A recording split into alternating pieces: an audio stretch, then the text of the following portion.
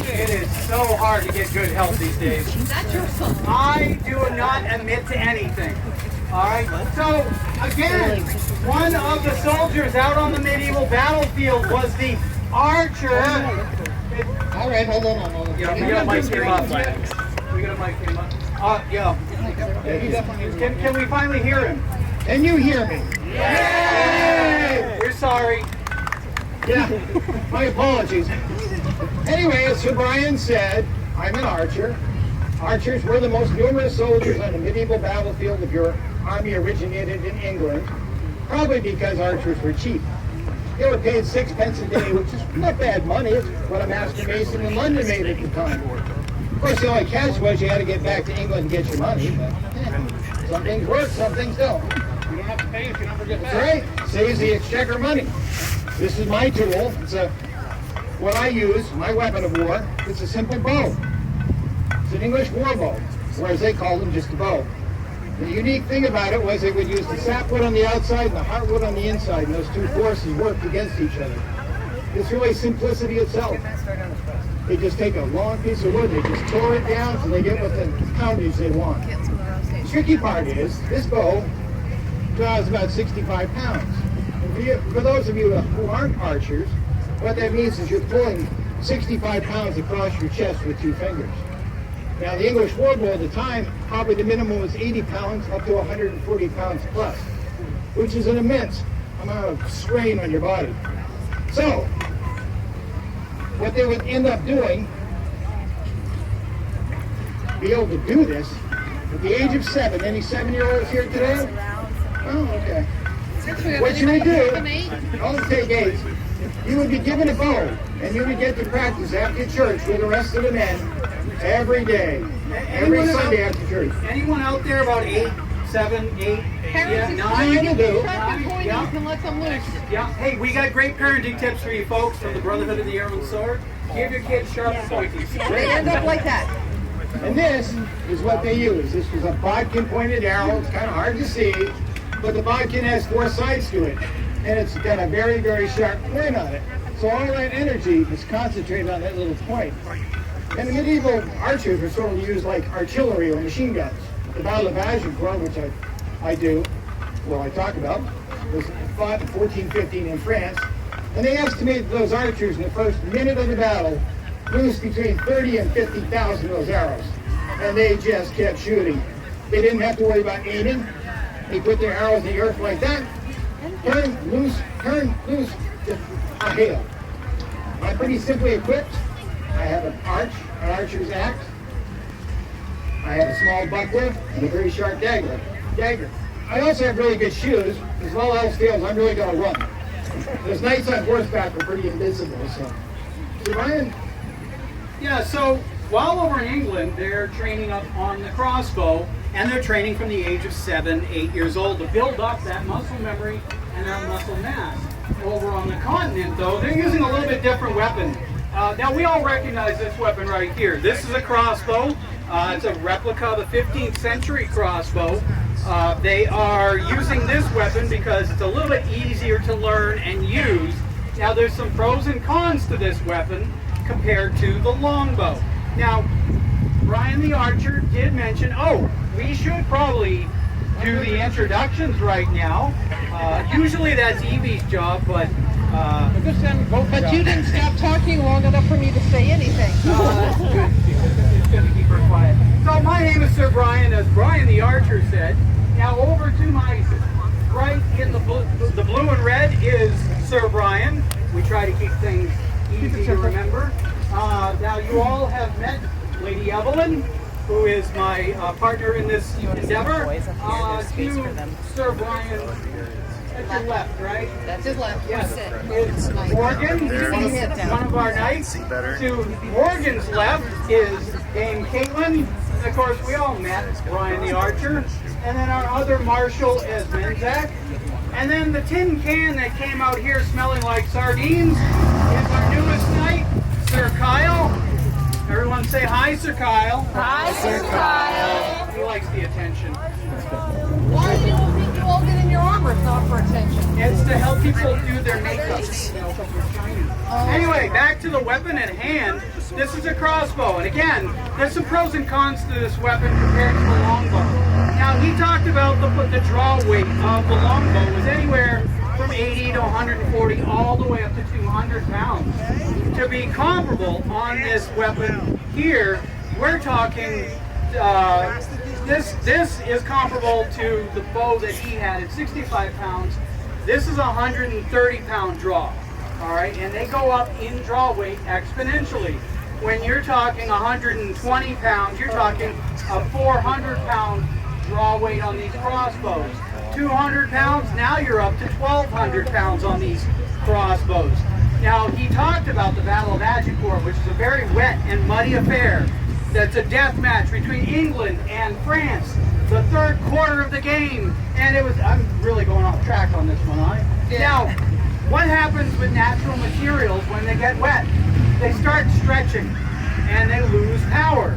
A good archer, all they have to do to restring their bow in the field is reach up underneath their hat, pull out a second string and restring their bows right there and keep continuing with the power and distance with what they were doing.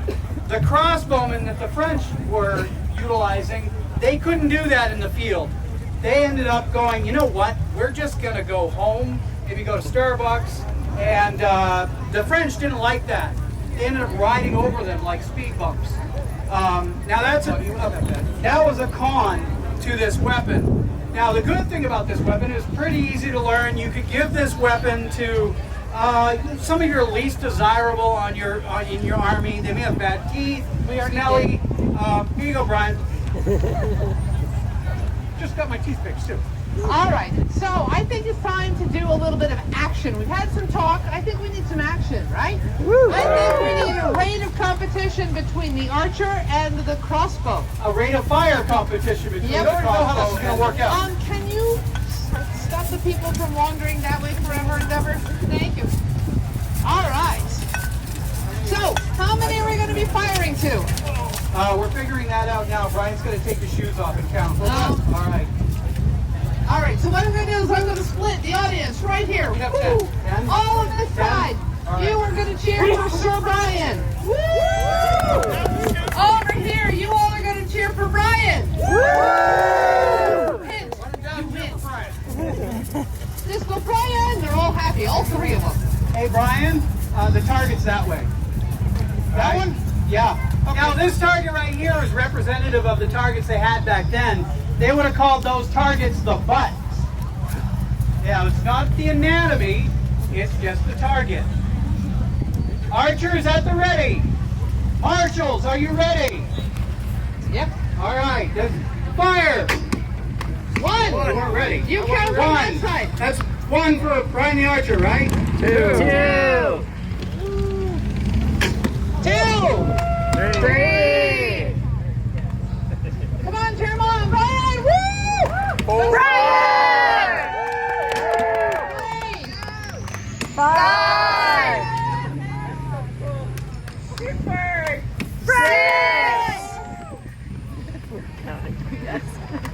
7. Come on, Brian! 8. 5. We've got 5 for Sir Brian. 9. Come on, Sir Brian! 10. Now this is kind of representative of the rate of fire between the two weapons, right? A good archer could let off anywhere between 12 and 16 arrows per minute. Now That's a a lot to crossbowman. think about. a Depended yeah. wrongly as to what the pull rate was. Now when you get up into 120, 200, 400, 1200, you can't span that like Brian was doing, where he was pulling up. Pulling it back. Yeah, you had to use a device to span that weapon, which severely curtailed your rate of fire on that weapon. Now, Sometimes, though, the knights made it through the rain of arrows. Because if you can picture, they were firing these arrows about 300 yards. That's 3 football fields away. At 16 arrows per minute with about a couple hundred archers, that's shoots thousands of arrows in the air at a time, aiming at our shiny, Yeah. our It Austrian. keeps him under control. Apparently the horse is having a tough day. Now, what do you do as an archer if you just tried to turn those knights into pincushions Hit them! and they made it all the way through that rain of arrows? I know, They're of not course. too happy. So we're going to gang up on them.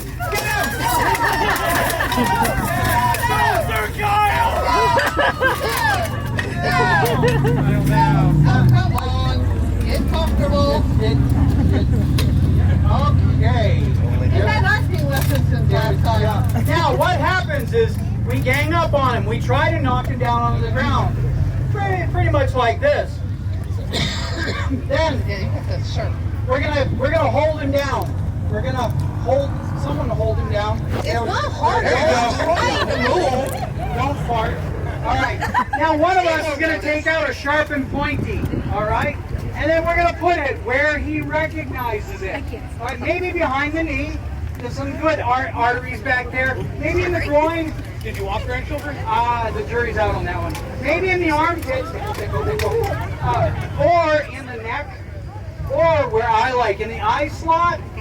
And then I'm going to ask, do you yield? He says no. So, because he says no. Verified. No. All right. So because he says no, I'm going to take this sharpened pointy, and because I'm so polite, I'm going to ever so politely and ever so gently shove this down into his juicy bits, maybe roll it around, make a nice soup, wiggle it, and then I'm going to pull it out, wipe it off on his clothing because blood can gently because blood can stain, and then I'm going to take his armor and I'm going to sell it because used armor was big business. Just like used armor. After the show.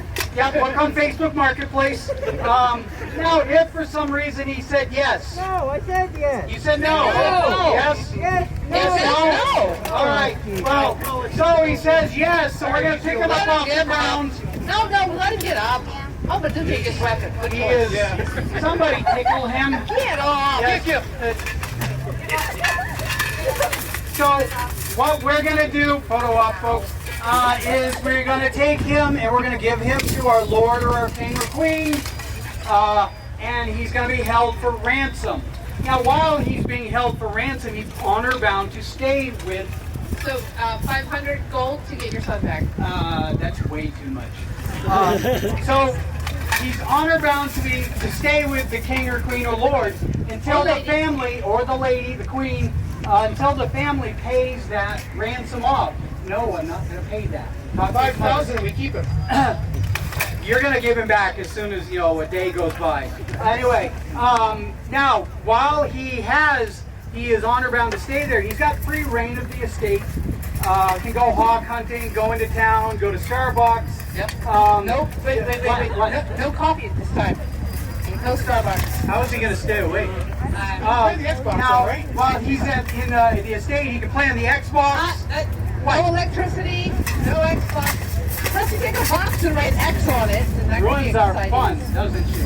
Now, once that ransom is paid off, he gets to go on his merry way. Bye, Mary. Say hi to Mary.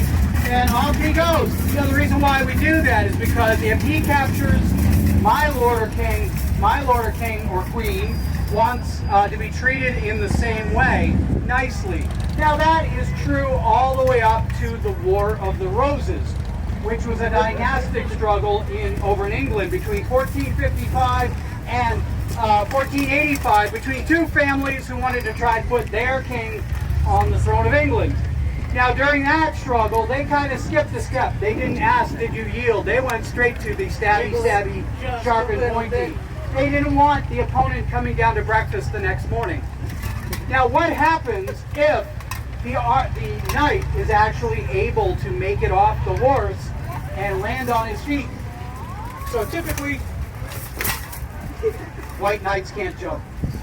So I do want to say though that he would normally be up higher, like, about here. Now when you see the jousters, that's how tall this knight is going to be.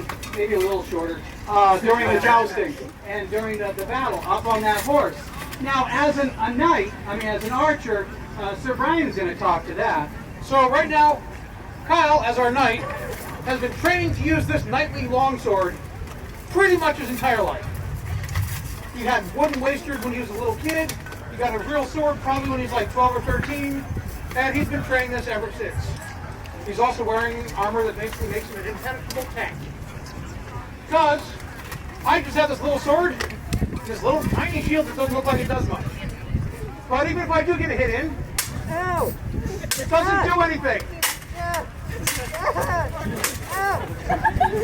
Swinging swords at armor doesn't hurt the guy wearing the armor. That's why we have so much fun doing this in the afternoon. So what's going to happen? We still need to get into the squishy bits. But in order to do that, we have to make sure that his sword doesn't get into our squishy bits, and we have a whole lot more of them than he does right now. So the first thing I'm going to do, I want to stop that sword from hitting me. I'm going to try and tie up his sword, probably getting my sword in and kind of holding it in place. I might transfer that sword over to my shield. It's called a buckler because it buckles to my belt. And now my sword is free. Or I can hit him or try and get into the squishy bits like his armpit. The problem is usually my sword is not very stiff. It might bend. I might not be able to get into the armpit easily. So I'm probably going to put a second hand on the sword, protected by the shield in this case. And as I'm blocking his sword, I'm going to try and get into his armpit, or maybe his groin, or maybe I'll sneak up on him and come up with him on the back and get him in the back of the knee. But this shield is not just a shield.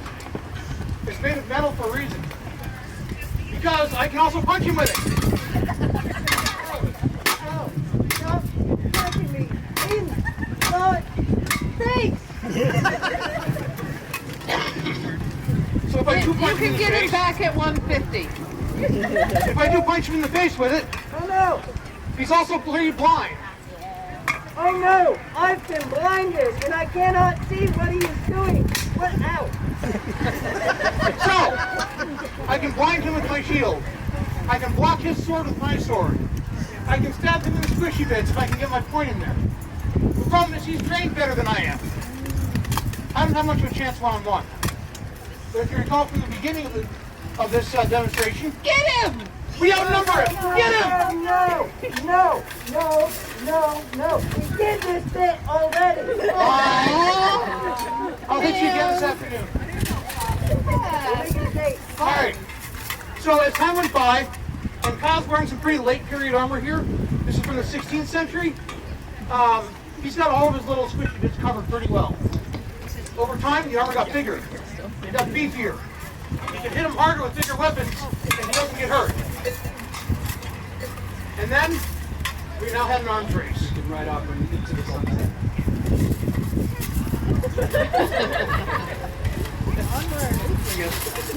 And with the armor getting beefier and beefier, we need weapons that'll penetrate it. And with that, I'll give the lecture over to you. This is where I come in because I like things that go boom. Right? I teach chemistry in the real world, and this is my fun. So this is an early handgun. Please realize it is non-firing. There is nothing in there. There are no bullets. There is no firing mechanism in this currently. This was about from the 12th century. So you can think about 800, 900 years ago, they had these, right, which you would have held at an arm's distance because you don't want this near your face. They had bands on here because the metallurgy was still in process. They still hadn't perfected it. And this barrel is a sheet of metal rolled, and there's a seam down the bottom. So they put the holds on here like they would the staves on a barrel to hold it together, which is why it's called a barrel. Because when it was first fired, there was a chance that it could blow up and take the gunner with them. But what you would do is you would drop in either a shot or a rock. It would have been loose fitting. You would have had your gunpowder. You would touch this hole. You would hold it out and touch that hole with a burning cord or a red hot piece of metal while someone's riding at you trying to kill you, which provides a little bit of a challenge. It's not the easiest thing to hold steady and try not to burn yourself in the process. And then you would hope after about 1 to 2 seconds it would fire. in that general direction. It wasn't very good at aiming. It's non-rifle, for those of you who know. So it would just kind of curve. When I have fired one similar at home, you can literally watch the bullet curve as it leaves the gun. It just goes that way somewhere. And you really hope it hits. Now, when you're talking defense, we have something like our hack butt here. This has a section to hold on to a wall so that you can kind of swivel it like the tiller of a boat. We are slightly more confident in our metal. There's only 2 bands on here to hold it together. We're pretty sure at this point it's not going to blow you up. Now, most of the early gunners in the military were criminals. You were often given a choice, all right, you can either leave the country, be put to death, or become a gunner in the army.